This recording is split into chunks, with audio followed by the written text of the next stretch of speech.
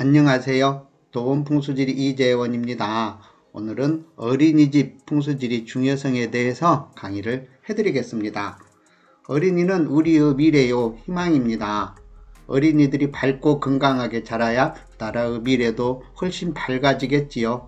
얼마 전 울산에 사시는 회원님, 자녀를 어린이집 보내시면서 세 곳의 어린이집을 감정하여 가장 좋은 어린이집이 어딘가 이렇게 문의를 하셨었습니다. 그래서 그 세 곳의 어린이집 중에 제일 좋은 곳을 하나 이렇게 골라드렸었는데 지금 다니고 있답니다. 그곳에. 그래서 그럼 왜 다른 곳을 봤냐고 하니까 앞쪽에 아파트인데요. 아파트 바로 앞에 작은 도로가 있어서 애들 사고 날까봐 걱정돼서 다른 곳이 어떤가 이렇게 보셨다고 합니다. 그래서 걱정하지 말라고 했습니다.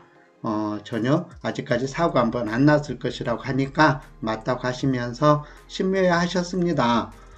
사실 어린이들 머무는 자리가 나쁘면 아이들 머리가 멍할 것이니 당연 사고로 이어질 수가 있겠지만 정상적인 자리에 있으면 어른보다 탄력있고 똘똘한 게 어린이입니다.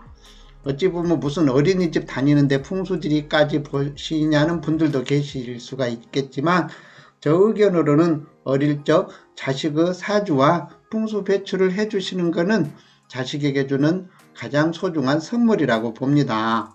가끔 어린이집이 안 좋은 일로 뉴스에 나오기도 하는데 그러한 곳들은 거의가 어린이들 머무는 자리가 나빴던 곳으로 보이며 터가 나쁜 것보다 방의 위치, 어린이들 머무는 자리가 더 나쁠 가능성이 높으니 혹여라도 어린이집을 운영하시는 원장님들 오늘 영상 보시면 풍수지리와 꼭 인연이 되시어 아이들에게 더 좋은 교육 환경을 만들어 주시길 바라 봅니다. 이렇게 화면에 어린이집을 이렇게 치면 정말 많이 나옵니다. 이렇게 정말 많이 나오지요. 현 지도에서 검색을 하면 이렇게 어린이집이 이렇게 많이 나옵니다. 그러면 어디가 이렇게 좀 어느가 좋고 어디가 나쁜지 이렇게 위성상으로는 알기는 어렵습니다. 다만 이왕 보내는 거라면 저는 이렇게 했으면 싶습니다. 그래서 여기를 특정해서 어디가 좋다 나쁘다 말하기는 그렇습니다. 가장 안전한 거는 어린이집 바로 뒤에 이렇게 아파트가 있으면서 이렇게 우리 집 뒤를 이렇게 지켜주는 어린이집 이런 거라든가 또 이 자리를 보시면 이렇게 이제 산이 보입니다. 이렇게 일단 풍수지리를 따지시는 분들은 이렇게 산이 보이는 그쵸 이렇게 산이 이렇게 돼가 있으면 요런 자리들 산 밑에 있는 자리들 요런 자리들 이왕 다니는 거 만약에 요쪽과 요쪽에서 비교한다면 풍수를 아시는 분들이라면 이렇게 산이 이렇게 배산을 하는 곳 산이 없으면 아파트라도 잡아주는 곳 예를 들어서 이런 아파트라도 이렇게 잡아주는 그 밑에 있다든가 이런 식으로 해서 내 집 뒤에 북풍을 막아주는 아파트나 산이 있는 곳 뻥 뚫린 곳보다는 낫다고 봅니다. 그래서 사실은 어느 자리가 좋다 나쁘다 이렇게 말씀드리기는 어려운데 꼭 또 그걸 또 이렇게 영상을 올리면 어떻게 그냥 막 아는 방법이 없을까요? 이러신 분들이 많습니다. 근데 그냥 이렇게 쉽게 정리하면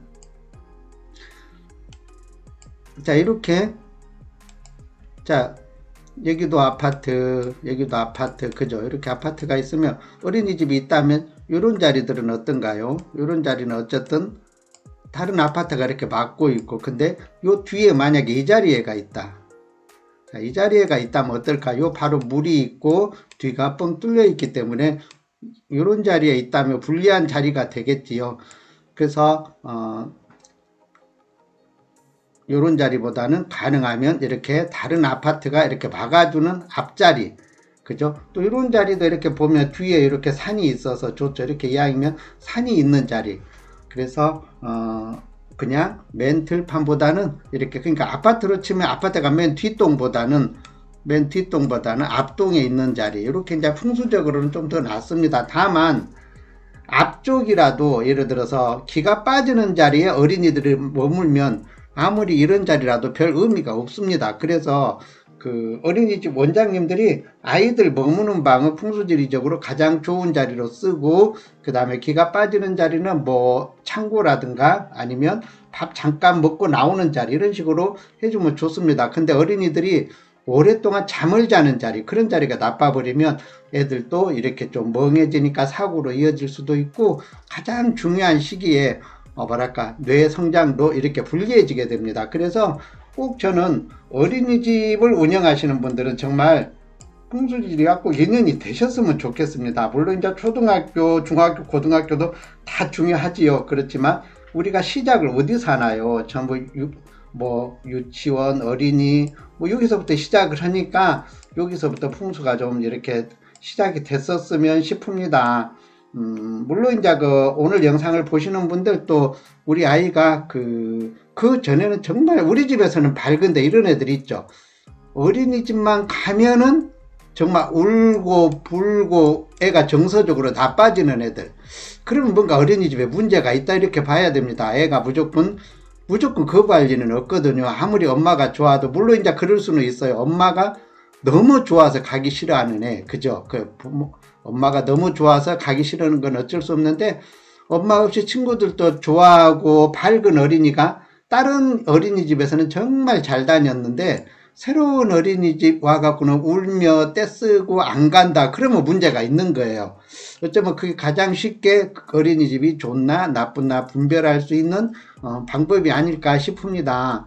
물론 이제 어린이가 탈 없이 잘 다니면 무탈하면 다른 말이 필요가 없겠죠. 근데 다른 어린이집에서는 정말 잘 다녔는데 새로운 어린이집 가서 안 다니려고 한다, 안 가려고 한다, 그러면은 그 어린이집은 가지 말고 새로운 어린이집을 봐주는 게 어떨까 싶습니다. 그게 아마 풍수적으로 그냥 초보들이 가장 쉽게 알 수 있는 방법이 아닐까 싶습니다. 오늘 이렇게 어린이집 풍수가 얼마나 중요한가를 또 강의를 통해서 이렇게 알려드렸는데요. 결국 뉴스에 나오는 안 좋은 집들도 결국 풍수적으로 맨 먼저 어린이들 머무는 자리에 문제가 있지 않을까라는 생각으로 정리를 해봅니다.